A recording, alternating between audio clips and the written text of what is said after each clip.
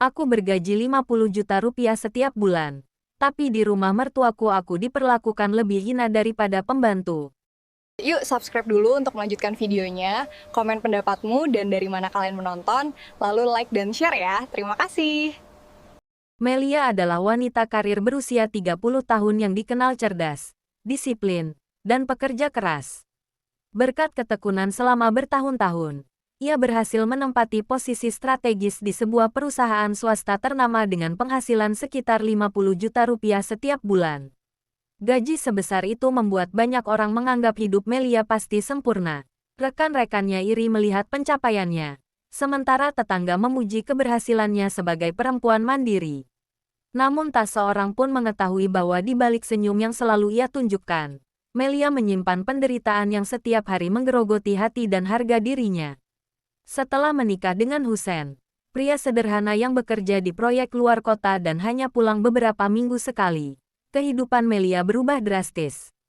Demi menghormati keinginan suaminya yang tidak ingin meninggalkan ibu dan adiknya sendirian, Melia bersedia tinggal serumah dengan ibu mertua dan adik iparnya. Awalnya Melia menganggap semua itu sebagai bentuk bakti kepada keluarga suami. Ia percaya jika dirinya tulus melayani, maka ibu mertua akan menganggapnya seperti anak sendiri.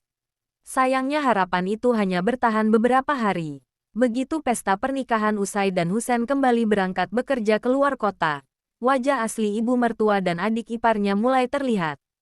Setiap pagi tepat pukul 4 dini hari, Melia sudah dibangunkan dengan ketukan keras di pintu kamarnya. "Melia, bangun, jangan jadi menantu pemalas," teriak ibu mertuanya tanpa sedikit pun memikirkan bahwa Melia baru pulang bekerja malam sebelumnya. Dengan mata yang masih berat dan tubuh yang belum sepenuhnya beristirahat, Melia segera menuju dapur. Ia memasak nasi, lauk, sayur, membuat sambal, menyeduh teh dan kopi, lalu menata semuanya di meja makan sebelum penghuni rumah lainnya bangun.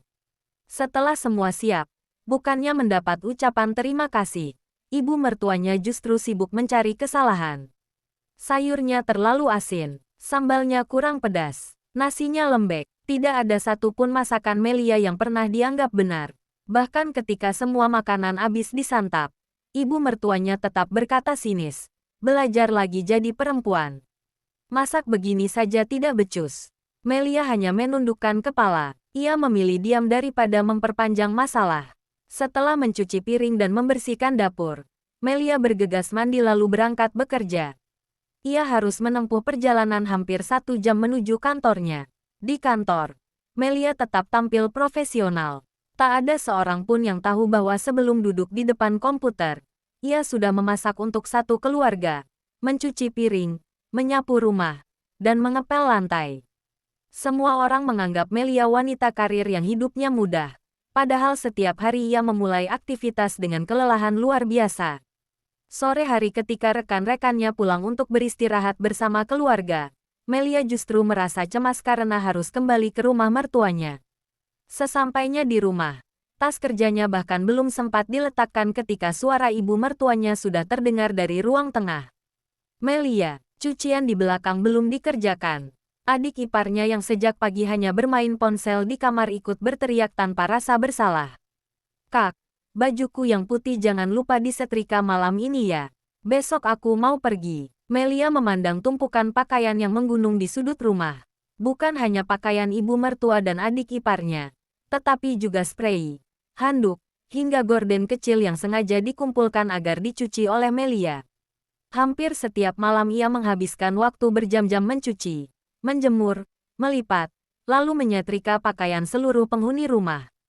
Saat tubuhnya mulai lelah dan punggungnya terasa nyeri, adik iparnya masih saja memanggil dengan nada tinggi. "Melia, ambilkan aku minum. Melia, belikan camilan di minimarket. Melia, bersihkan kamarku. Banyak debu." Tidak pernah sekalipun adik iparnya memanggil dengan kata, "Tolong." Semua perintah keluar seolah Melia memang pembantu yang digaji untuk melayani mereka. Ironisnya, adik iparnya sendiri tidak bekerja. Hampir setiap hari ia hanya bangun siang, bermain media sosial, menonton drama di ponsel, lalu memerintah Melia tanpa rasa malu. Jika Melia sedikit terlambat memenuhi permintaannya, perempuan itu langsung mengomel. Kerja di kantor saja gayanya sibuk. Di rumah malah malas. Menantu macam apa kamu? Kalimat-kalimat itu terus menghujam hati Melia. Ia berkali-kali ingin membela diri, tetapi selalu mengingat pesan Husen sebelum berangkat bekerja. Tolong jaga hubungan baik dengan ibu dan adikku ya. Aku tenang bekerja kalau kalian akur.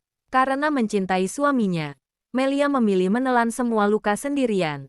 Setiap malam ia mengunci pintu kamar, duduk di tepi ranjang sambil memijat kedua tangannya yang mulai kasar karena terlalu sering terkena deterjen.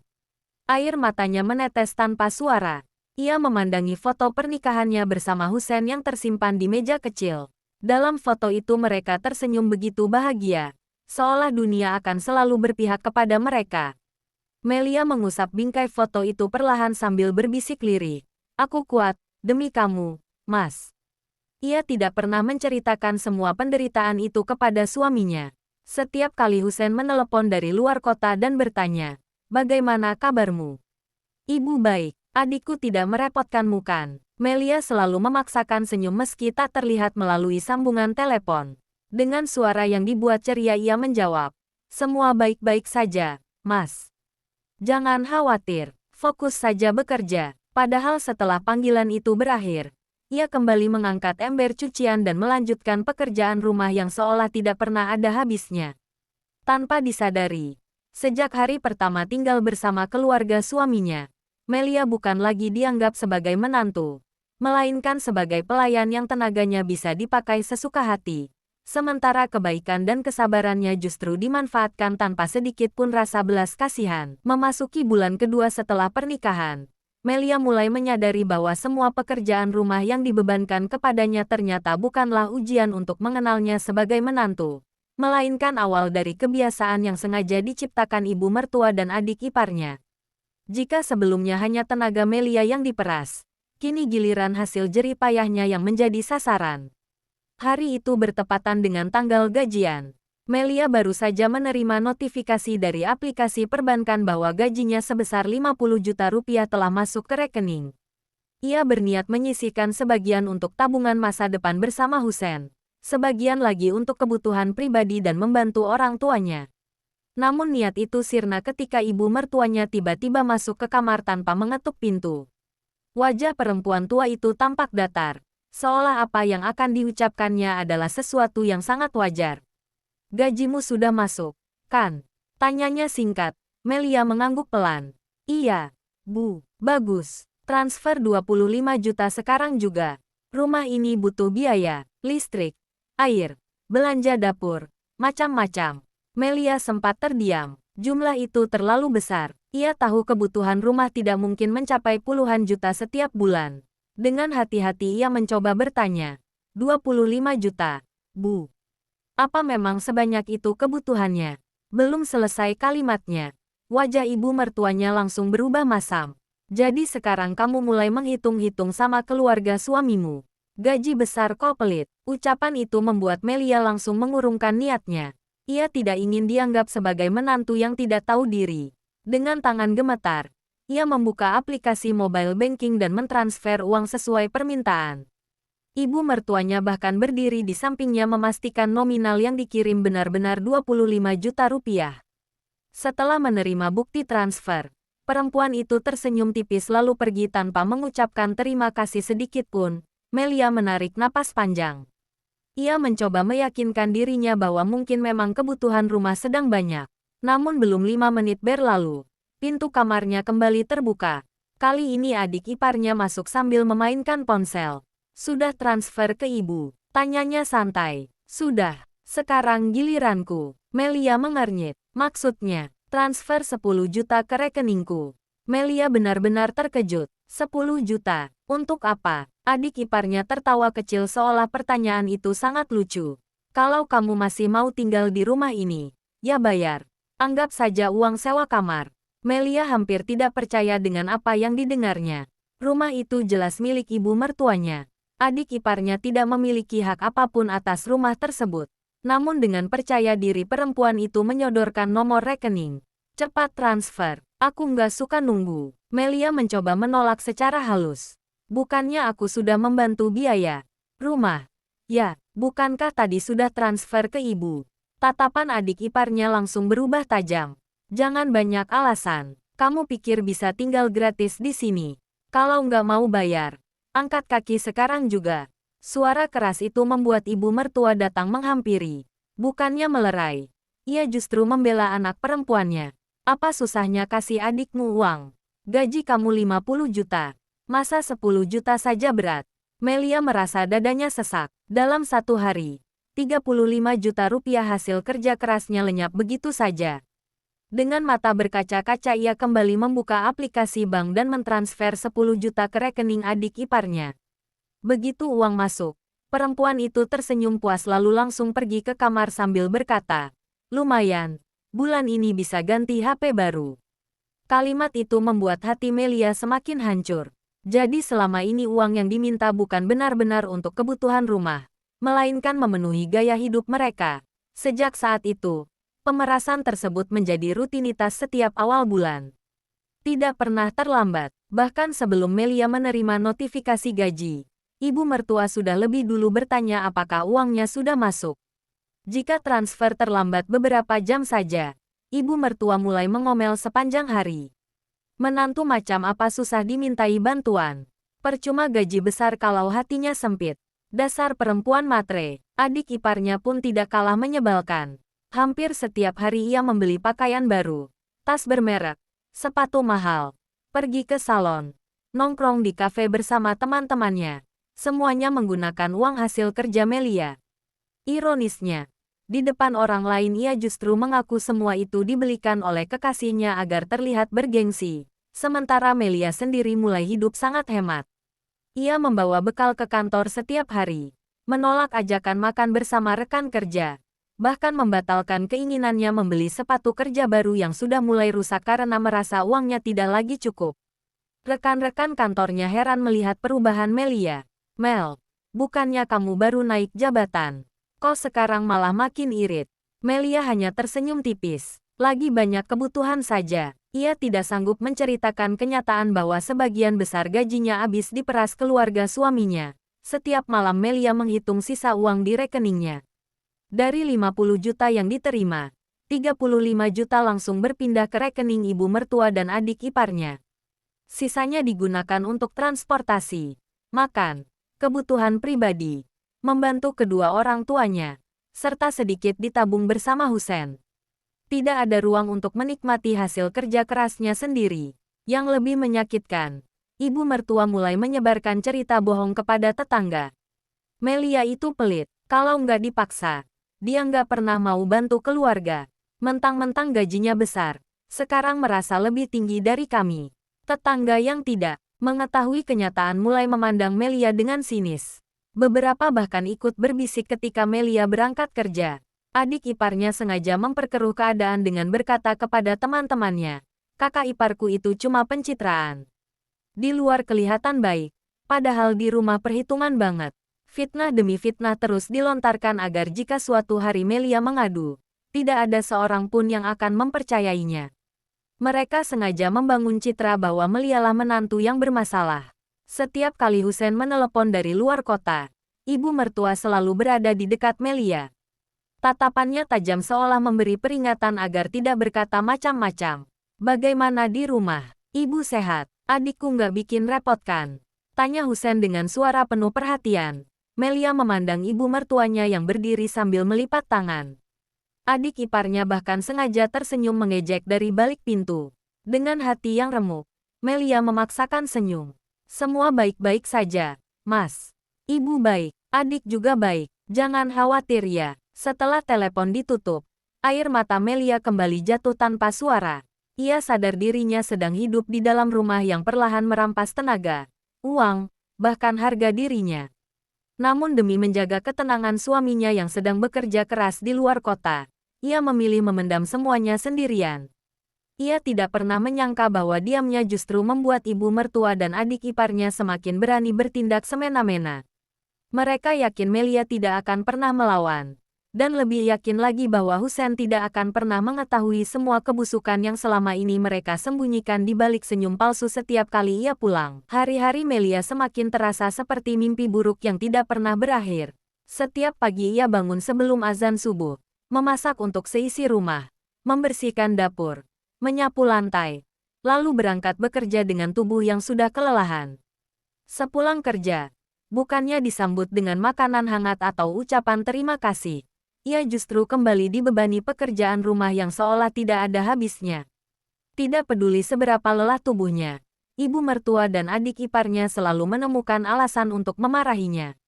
Kesabaran Melia yang selama ini ia pertahankan justru dianggap sebagai kelemahan. Mereka semakin yakin bahwa perempuan itu tidak akan pernah berani melawan. Hingga suatu hari, tubuh Melia benar-benar menyerah.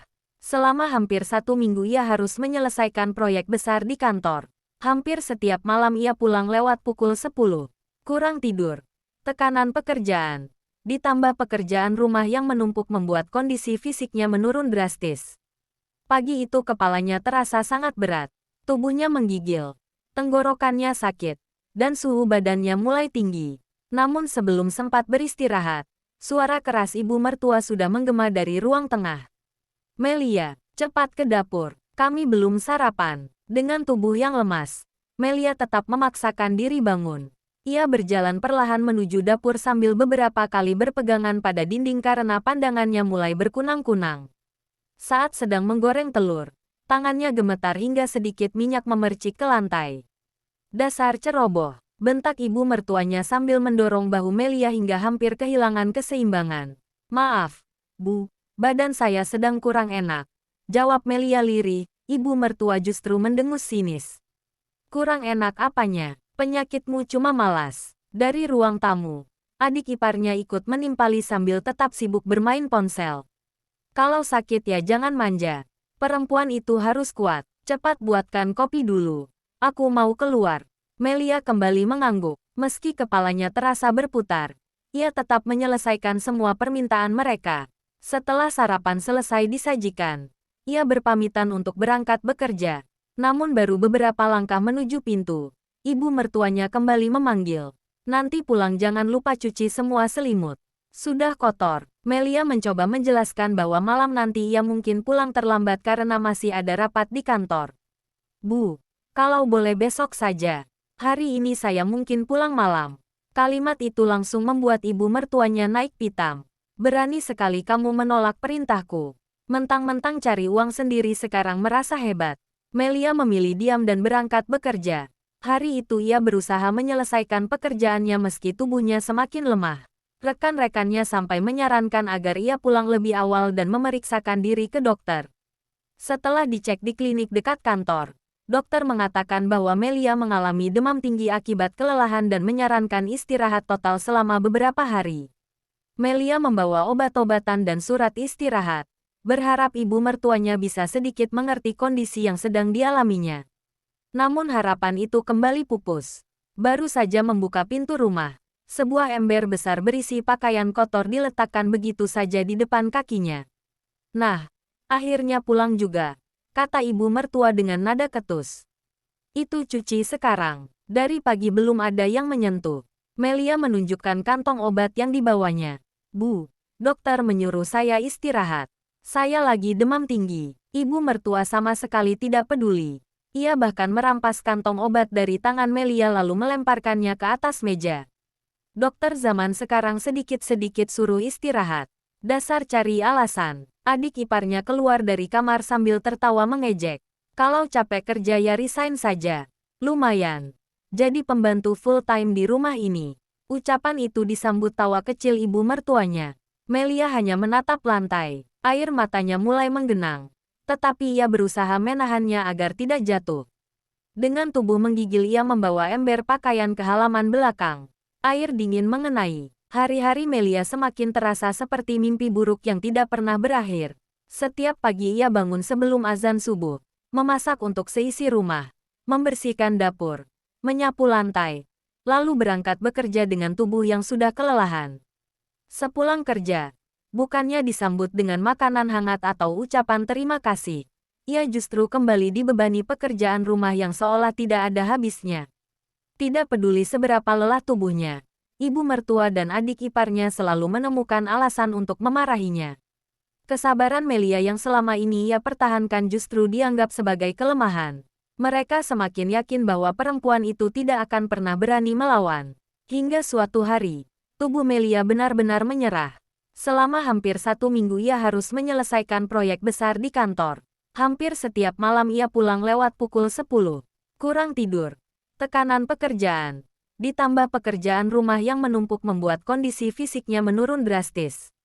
Pagi itu kepalanya terasa sangat berat, tubuhnya menggigil, tenggorokannya sakit, dan suhu badannya mulai tinggi.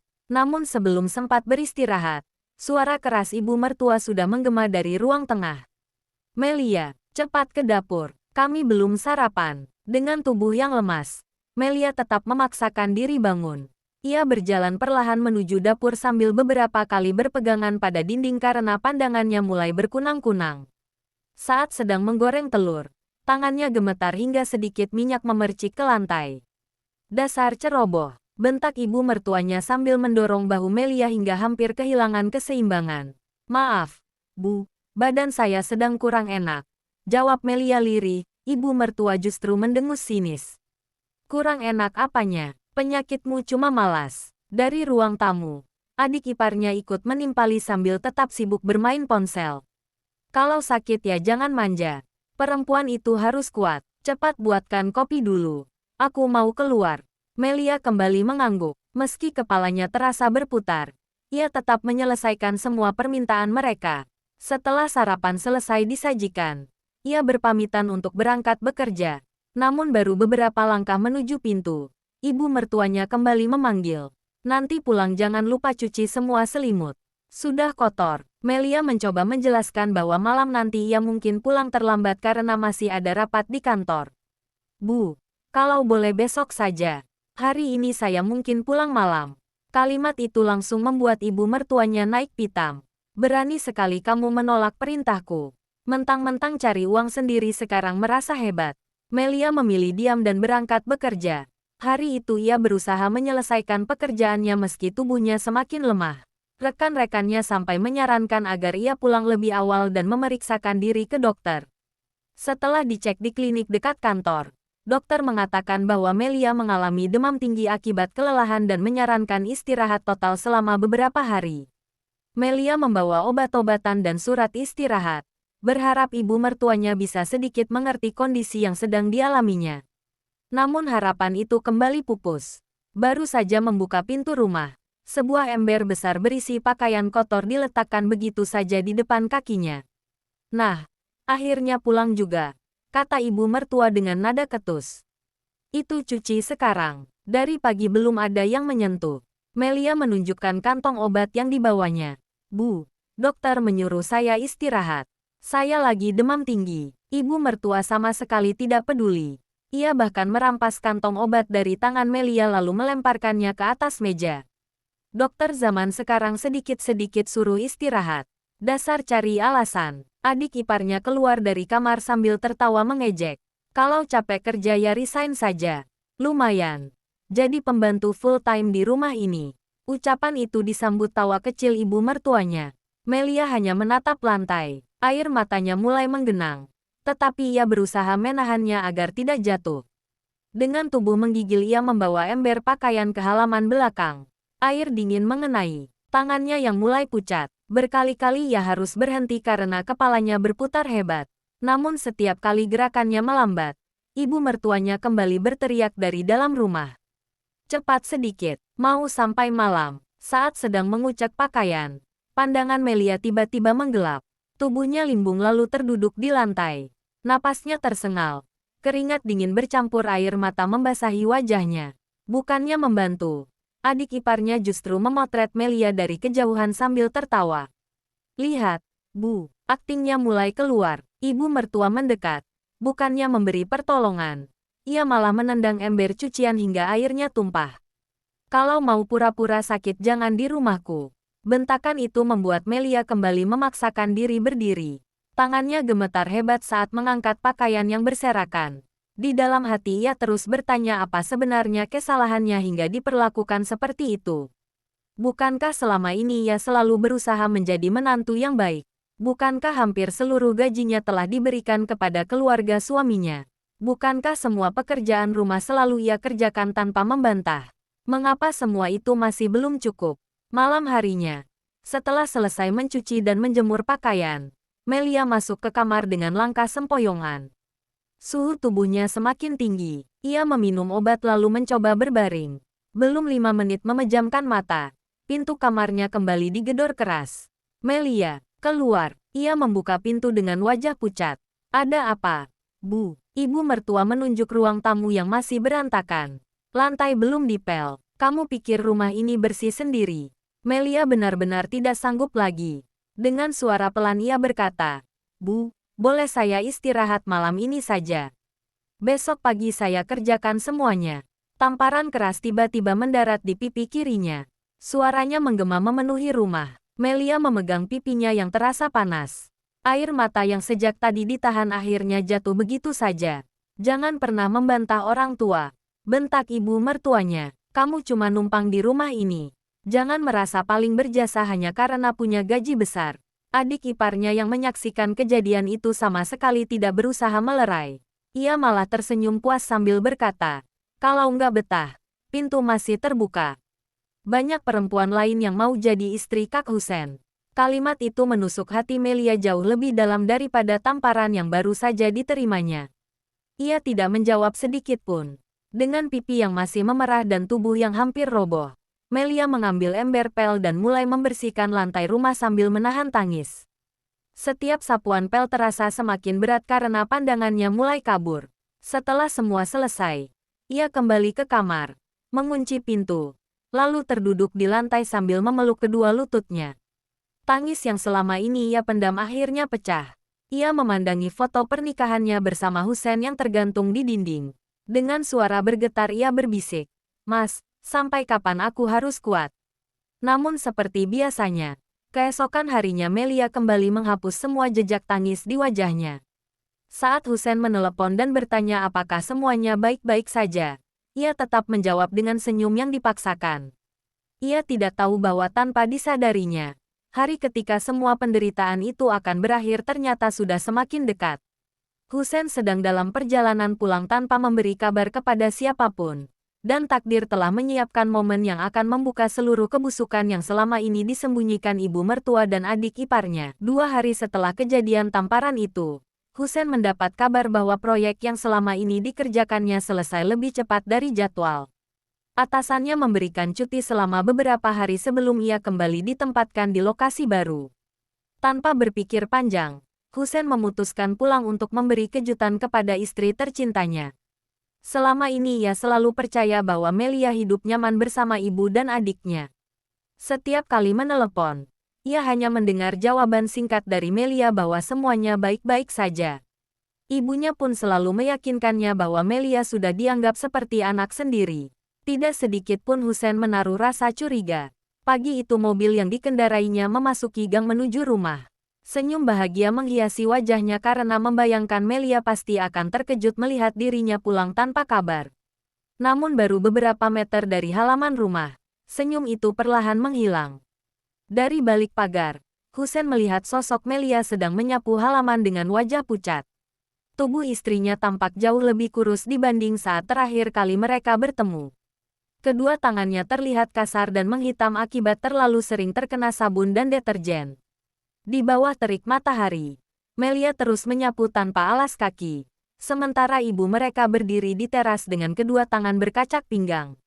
Cepat sedikit, menyapu saja seperti siput, dasar pemalas, bentak ibu mertua tanpa ampun. Husen membeku. Ia belum sempat keluar dari mobil.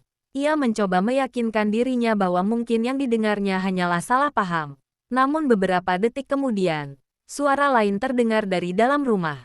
Melia, sarapanku mana? Cepat ambilkan. Jangan bikin aku nunggu. Memangnya kamu dibayar untuk apa? Itu suara adiknya. Nada bicaranya begitu kasar, seolah sedang memerintah seorang pembantu. Husen perlahan keluar dari mobil tanpa mengeluarkan suara. Ia sengaja menutup pintu mobil pelan agar keberadaannya tidak disadari. Dari balik pohon mangga di depan rumah, ia melihat Melia buru-buru meletakkan sapu lalu berlari kecil menuju dapur. Belum sempat masuk ke dalam rumah, ibu mertuanya kembali menarik lengan Melia dengan kasar. Halaman belakang belum disapu, kerjakan dulu. Adikmu bisa menunggu. Melia hanya menundukkan kepala. Baik, Bu. Jawaban lirih itu membuat dada Husen terasa sesak. Itu bukan suara perempuan ceria yang ia kenal sebelum menikah. Tidak ada senyum. Tidak ada semangat. Hanya wajah lelah yang dipenuhi kepasrahan. Beberapa saat kemudian, ibu mertua masuk ke dalam rumah. Husen memanfaatkan kesempatan itu untuk menghampiri Melia dari belakang. Mel, ucapnya pelan. Melia yang sedang memungut daun-daun kering langsung terkejut. Sapu di tangannya jatuh begitu saja. Saat melihat Husen berdiri di hadapannya, air mata yang selama ini ditahan seketika mengalir deras. Mas, hanya satu kata itu yang mampu keluar dari bibirnya. Husen memegang kedua bahu istrinya. Ia benar-benar terkejut melihat kondisi Melia. Wajahnya pucat, pipinya tampak lebih tirus. Di salah satu sisi wajah masih terlihat bekas memar yang mulai menguning. Sementara kedua telapak tangannya dipenuhi luka-luka kecil. Siapa yang melakukan ini? Tanya Husen dengan suara bergetar. Melia buru-buru menggeleng. Tidak apa-apa, Mas. Namun sebelum Melia sempat berkata lebih banyak, suara ibu mertuanya terdengar dari dalam rumah.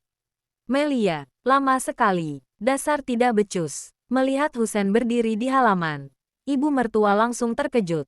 Sesaat wajahnya berubah pucat, tetapi hanya dalam hitungan detik ia kembali memasang senyum palsu. Loh, Husen, kau pulang nggak bilang-bilang. Ibu mau masakkan makanan kesukaanmu. Belum sempat Husen menjawab. Adiknya ikut keluar sambil tersenyum canggung. Kak, kapan sampai? Namun Husen tidak membalas sapaan mereka. Tatapannya justru tertuju pada Melia yang masih berdiri di belakangnya dengan kepala tertunduk. Aku mau masuk, kata Husen singkat dengan nada dingin. Begitu memasuki ruang tamu, pandangan Husen tertuju pada sebuah buku catatan tebal yang tergeletak di atas meja. Di sampingnya terdapat map berisi bukti transfer bank. Karena penasaran, ia membukanya. Semakin lama wajah Husen semakin tegang. Setiap awal bulan terdapat catatan transfer 25 juta ke rekening ibunya dan 10 juta ke rekening adiknya. Nominal itu terus berulang selama berbulan-bulan tanpa pernah terputus. Apa ini? Tanya Husen sambil mengangkat buku tersebut. Ibu mertuanya mencoba tersenyum. Itu. Ya, Melia kan bantu keluarga. Husen menoleh kepada istrinya. Benar semua ini. Melia terdiam. Air matanya kembali jatuh. Diamnya sudah cukup menjadi jawaban. Adik iparnya tiba-tiba maju sambil berkata dengan nada tinggi. Memangnya kenapa? Dia tinggal di rumah ini. Wajar kalau bayar. Kalimat itulah yang menjadi pemicu kemarahan Husen. Selama bertahun-tahun ia dikenal sebagai pribadi penyabar. Namun hari itu, kesabarannya benar-benar habis. Dengan suara lantang yang belum pernah didengar siapapun sebelumnya, Husen membanting buku catatan itu ke atas meja hingga seluruh isi rumah terdiam. Cukup, bentaknya keras. Selama aku bekerja siang malam di luar kota, ternyata kalian memperlakukan istriku seperti pembantu. Tenaganya kalian peras, uangnya kalian ambil, bahkan kalian masih berani membentaknya setiap hari. Tidak ada seorang pun yang berani menyela. Wajah ibu mertua memucat, sedangkan adiknya mulai kehilangan keberanian. Husen lalu menggenggam tangan Melia erat-erat. Untuk pertama kalinya sejak menikah, ia benar-benar melihat luka yang selama ini disembunyikan istrinya. Di dalam hatinya tumbuh penyesalan yang begitu besar karena terlalu mudah mempercayai cerita ibu dan adiknya. Hari itu juga Husen berjanji pada dirinya sendiri. Apapun yang terjadi, ia tidak akan membiarkan Melia menghabiskan satu malam lagi di rumah yang selama ini menjadi sumber penderitaannya. Suasana rumah berubah mencekam setelah teriakan Husen menggema di ruang tamu. Ibu mertuanya yang selama ini merasa paling berkuasa mendadak kehilangan kata-kata. Adik iparnya yang biasanya paling lantang memerintah Melia kini hanya berdiri mematung dengan wajah pucat. Husen menatap keduanya bergantian. Tatapannya penuh kekecewaan yang selama ini tertahan karena rasa percaya kepada keluarganya sendiri telah dihancurkan dalam hitungan menit. Ia tidak pernah membayangkan bahwa orang-orang yang selama ini ia titipi istrinya justru menjadi sumber penderitaan terbesar dalam rumah tangganya. Mulai hari ini, cukup. Kalian tidak akan pernah lagi memanfaatkan istriku, ucap Husen dengan suara tegas. Ibu mertuanya buru-buru mendekat sambil mencoba memegang lengan Husen. Nak, dengarkan penjelasan ibu dulu. Semua ini hanya salah paham. Melia sendiri yang ingin membantu keluarga. Husen langsung melepaskan tangan ibunya. Masih sanggup ibu berbohong setelah semua bukti ada di depan mata. Aku melihat sendiri bagaimana ibu membentak Melia di halaman. Aku mendengar sendiri adikku memanggil istriku seperti pembantu. Apa itu juga salah paham? Ibu mertuanya terdiam. Untuk pertama kalinya ia tidak mampu mencari alasan. Adik iparnya yang sejak tadi menahan emosi akhirnya bersuara. Kak, jangan membela istrimu terus. Dia memang tinggal di rumah ini. Wajar kalau bantu-bantu. Husen menatap adiknya dengan sorot mata tajam. Membantu itu dilakukan dengan ikhlas, bukan dipaksa. Membantu itu tidak meminta bayaran 35 juta setiap bulan. Membantu itu tidak membentak, menghina, memfitnah, apalagi memperlakukan seseorang seperti budak. Ucapan Husen membuat adiknya menundukkan kepala. Namun bukannya merasa bersalah. Ia masih mencoba membela diri. Kalau dia tidak suka, kenapa tidak pernah bilang? Pertanyaan itu membuat Husen tersenyum pahit. Ia menoleh ke arah Melia yang sejak tadi hanya menangis dalam diam. Karena dia terlalu mencintaiku, dia memilih menyimpan semua luka agar aku bisa bekerja dengan tenang. Dia melindungiku dari rasa bersalah. Sementara kalian justru memanfaatkan kebaikannya. Kalimat itu membuat air mata Melia semakin deras. Selama berbulan-bulan ia memendam semua penderitaan seorang diri.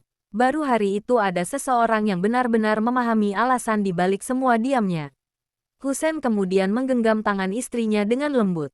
Maafkan aku, Mel. Aku gagal menjadi suami yang melindungimu. Melia menggeleng pelan sambil menghapus air matanya. Bukan salah Mas. Aku yang memilih diam. Husen menarik napas panjang. Tanpa berkata apa-apa lagi. Ia masuk ke kamar mereka. Ia membuka lemari. Mengeluarkan koper besar. Lalu mulai melipat pakaian miliknya dan Melia. Melihat hal itu, ibu mertuanya mulai panik. Husen, kamu mau kemana? Husen tetap melanjutkan pekerjaannya tanpa menoleh. Pergi dari rumah ini. Jawaban singkat itu membuat ibu mertuanya semakin gelisah. Ini rumah orang tuamu. Masa kamu tega meninggalkan ibu? Husen menghentikan tangannya sejenak lalu menatap ibunya dengan mata berkaca-kaca. Yang meninggalkan hubungan keluarga bukan aku, Bu. Ibu sendiri yang menghancurkannya saat memilih menyakiti perempuan yang sudah aku titipkan dengan penuh kepercayaan. Tidak ada lagi jawaban. Rumah yang biasanya dipenuhi bentakan kini berubah sunyi. Setelah semua barang penting masuk ke dalam koper, Husen menggandeng tangan Melia keluar dari rumah. Sebelum melangkah melewati pagar, Melia sempat menoleh ke belakang. Bukan karena masih ingin tinggal, tetapi karena di rumah itulah ia meninggalkan begitu banyak air mata dan luka. Ia menarik napas panjang, lalu melangkah tanpa menoleh lagi. Hari itu menjadi hari terakhir ia menginjakkan kaki di rumah yang selama ini menjadi penjara bagi hidupnya. Husen membawa Melia menuju sebuah apartemen sederhana yang sebelumnya disewa untuk tempat tinggal sementara. Selama beberapa minggu, mereka menikmati kehidupan yang belum pernah mereka rasakan sejak menikah. Tidak ada lagi teriakan yang membangunkan Melia pukul 4 pagi. Tidak ada lagi cucian sekeluarga yang menumpuk. Tidak ada lagi tuntutan transfer puluhan juta setiap awal bulan. Untuk pertama kalinya, Melia bisa menikmati secangkir teh hangat sebelum berangkat bekerja tanpa rasa takut. Husen pun mulai lebih sering mengantar dan menjemput istrinya ketika sedang tidak bertugas. Melihat senyum Melia perlahan kembali, rasa bersalah di hati Husen sedikit demi sedikit mulai berkurang. Beberapa bulan kemudian, tabungan yang selama ini mereka kumpulkan akhirnya cukup untuk membeli sebuah rumah sederhana yang lokasinya tidak jauh dari kantor Melia. Rumah itu memang tidak sebesar rumah orang tua Husen, tetapi setiap sudutnya dipenuhi ketenangan. Mereka mengecat dinding bersama, memilih perabot sederhana, menanam bunga di halaman kecil, dan untuk pertama kalinya membangun rumah tangga yang benar-benar menjadi milik mereka sendiri. Kebahagiaan itu semakin lengkap ketika Tuhan mengaruniai mereka seorang bayi perempuan yang sehat dan sangat menggemaskan. Tangisan bayi kecil itu menggantikan semua tangisan yang dulu pernah memenuhi malam-malam Melia. Husen memeluk putrinya sambil berkata, "Ayah janji, kamu dan ibu tidak akan pernah lagi hidup dalam ketakutan." Sementara itu, kehidupan ibu mertua dan adik iparnya perlahan berubah. Setelah kehilangan sumber uang yang selama ini mereka nikmati, kondisi ekonomi mereka mulai memburuk. Tagihan demi tagihan menumpuk. Gaya hidup mewah adik iparnya tidak lagi bisa dipertahankan. Beberapa tetangga yang akhirnya mengetahui kebenaran mulai menjauh setelah mendengar bagaimana mereka memperlakukan Melia selama ini. Tidak sedikit yang menyayangkan perbuatan mereka hingga kehilangan menantu yang begitu sabar dan tulus. Namun penyesalan selalu datang terlambat. Suatu sore, ketika matahari mulai terbenam, Husen duduk di teras rumah baru mereka sambil memandangi Melia yang sedang bermain bersama putri kecil mereka di halaman. Tawa keduanya memenuhi udara, menghadirkan kehangatan yang selama ini hanya menjadi impian. Husen menggenggam tangan Melia lalu berkata dengan suara pelan, "Terima kasih karena masih mau bertahan bersamaku setelah semua yang kamu alami." Melia tersenyum lembut, tidak ada lagi kesedihan di wajahnya. "Rumah bukan tentang bangunannya, Mas. Rumah adalah tempat di mana kita dihargai, dicintai, dan diperlakukan sebagai keluarga. Dan akhirnya, aku menemukannya bersamamu." Husen memeluk istri dan putri kecilnya erat-erat. Di bawah langit senja yang indah, mereka menutup semua luka masa lalu dan memulai lembaran baru. Sebab kebahagiaan sejati bukanlah tentang besarnya penghasilan atau megahnya tempat tinggal, melainkan tentang menemukan seseorang yang berani berdiri di samping kita, melindungi kita, dan tidak pernah membiarkan siapapun merendahkan orang yang dicintainya. Bagaimana menurut kalian? Apakah Melia seharusnya lebih cepat jujur kepada Husen? Atau diam demi menjaga perasaan suaminya adalah keputusan yang benar? Tulis pendapat kalian di kolom komentar. Jangan lupa like, subscribe, dan aktifkan loncengnya agar tidak ketinggalan kisah-kisah rumah tangga penuh drama, emosi, dan pelajaran hidup lainnya. Sampai jumpa di cerita berikutnya.